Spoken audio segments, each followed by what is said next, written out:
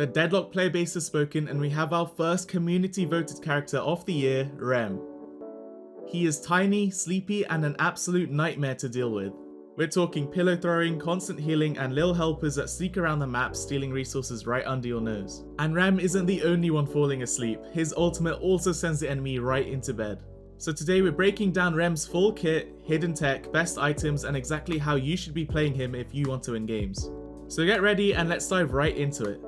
To start, let's quickly cover his role. Rem is primarily going to be a support character with abilities naturally offering healing and spirit resist to allies. Additionally, Rem can make use of tunnels placed around the map that allow quick rotations to not only escape but support the team from anywhere, making him extremely difficult to deal with, and if the tunnels weren't enough, his abilities provide even more survivability. So if you're dying a lot on Rem, make sure to keep watching. His first ability is called Pillow Toss, a blast of spirit damage that has significant knockback. It's going to be great poke and useful for escaping. When you land the pillow, it also reduces the cooldown of every other ability by 4 seconds. This means you ideally don't want to be throwing the pillow while sat on all your other abilities to maximize the effectiveness of his kit. Of course it's not a huge deal, but definitely keep the cooldown reduction aspect in mind. This pillow is also going to deal serious damage with a spirit scaling of 1.6x. That's the same as Holiday's barrel, so if you're building into spirit you're going to be chunking enemy health bars the same way.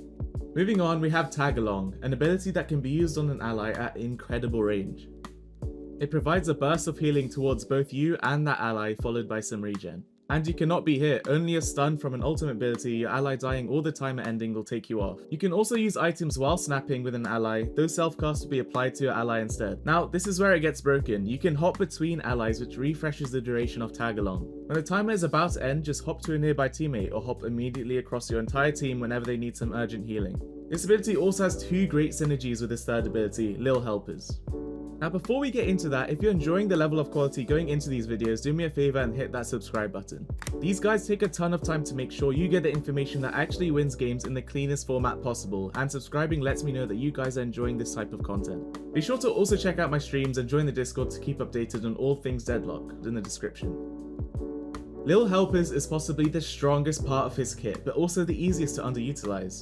The reason being how many use cases the ability has. When we look directly at the ability's description, we can see that you can send helpers to collect boxes, do Sinner's Sacrifice, and yes, you get the 4 golden statue buffs, follow allies, and be used on troopers.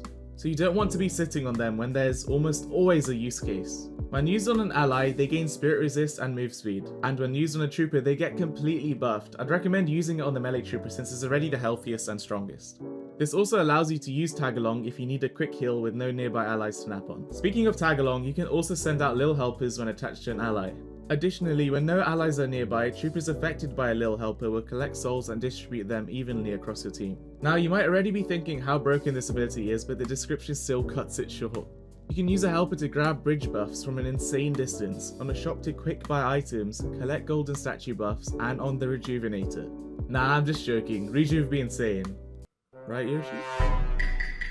Anyways, as for the helpers themselves, they can't be damaged or killed, and they have a fairly small radius when placed indicated by a purple outline, allowing you to optimize the helpers in some areas with correct placement. And since you can't damage them, if one is stealing your Sinners, just melee it before it gets the final hit. Also, I forgot to mention, there's no range to the ability. Once you send a little helper out, you can run wherever you want and it'll continue working.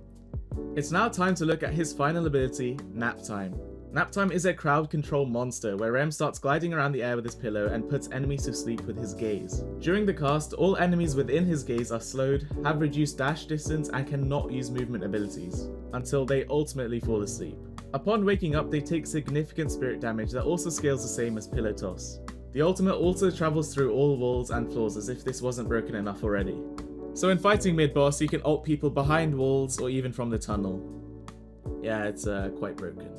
Now that we've covered all his abilities, let's take a look at his upgrade priority. Starting with Pillow Toss, the first upgrade grants you a 7-second cooldown reduction to the ability. This is going to be really nice in lane as it's going to be your main source of poke and damage. As for the fire rate reduction and damage increase, I'd hold off on these unless you're struggling into a double gun lane like Wraith and Haze, then you can potentially get an early level 2, but even then it's likely not worth it. Tag Along's first upgrade also reduces its cooldown, this time by 8 seconds. This will be amazing in lane as you can heal much more often, increasing your sustain. As a result, being able to heal more often will definitely outweigh Pillow Toss level 2 in lane 99% of the time. considering you must also land a pillow for that to even have effect. As for the other upgrades like bonus item range and spirit power, again it won't be very useful early on. Now for Lil Helpers, this is what will snowball and carry the sooner you max it out. The first upgrade grants you an extra helper, one that can immediately go on your enemy sinners at 8 minutes. The second upgrade is more of a stepping stone with some bonus spirit resist and move speed when using an ally, but the final upgrade gives you yet another 2 helpers with some trooper buffs. That's right, when maxed you'll have 4 helpers, chuck them on troopers to clear waves, enemy sinners, boxes and as many things to try generate a huge lead and deny your enemies. Lastly, the ultimate also has some really powerful upgrades. The first removes the stamina on the wake up and stamina regen when enemies are sleeping, but the second grants you unstoppable and reduced damage when channeling. This will be extremely useful for getting up closer in team fights and not getting hit by knockdown or anything to take you out of the ultimate. As for its last upgrade, you simply receive a 40-second cooldown reduction. That being said, here's how I would upgrade his abilities. To start, unlock Pillow Toss, then Tag Along, then Helpers, and finally the ultimate.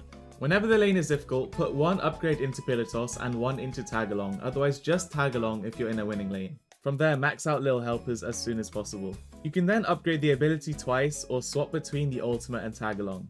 Once you have Lil Helpers maxed, Tag Along maxed and 2 points into the ultimate, finish off Pillow Toss and end with maxing the ultimate. For those heavy spirit builds, prioritize upgrading Pillow Toss instead of Tag Along, the rest remains the same. As you can tell, Rem is going to be a nuisance to deal with, and here's how they should be played. First, make sure you're always making use of Lil Helpers and avoid sitting on them for prolonged periods of time. In lane, use them when you can on boxes, your ally or even troopers. At 5 minutes, consider sending one to the bridge buff since the range is so ridiculous you will likely beat everyone to it. And to try shoving that wave quicker, you can just use one on a trooper.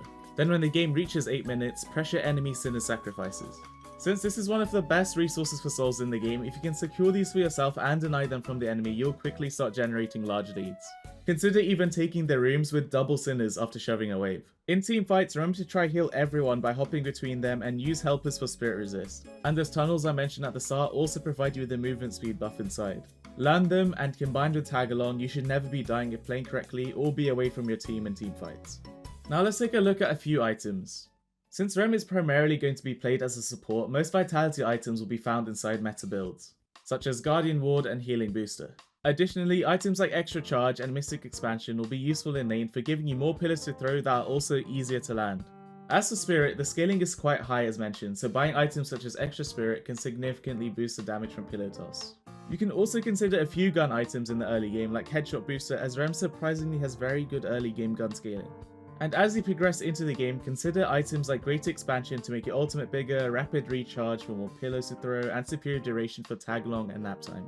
In general, your goal with items are ones that buff abilities, whether it's cooldown, size, or duration, rather than simply increasing the damage. I would also link a build, but since the game is always evolving and items are always changing, I don't see the point. Remember, you can always find meta builds using the build browser. And that just about wraps it up. As always, if you enjoyed the video, I'd really appreciate it if you can like and subscribe. My plan is to drop guides for each character as they come out alongside many other exciting videos. I also stream over on Twitch, the link's down in the description. Let me know if you enjoyed the video and what else you'd like to see. And if you want to get notified every time I go live and upload, or just chat and chill with the community, make sure to join the Discord, the link's down there too. Thanks so much for watching, and I'll see you next time.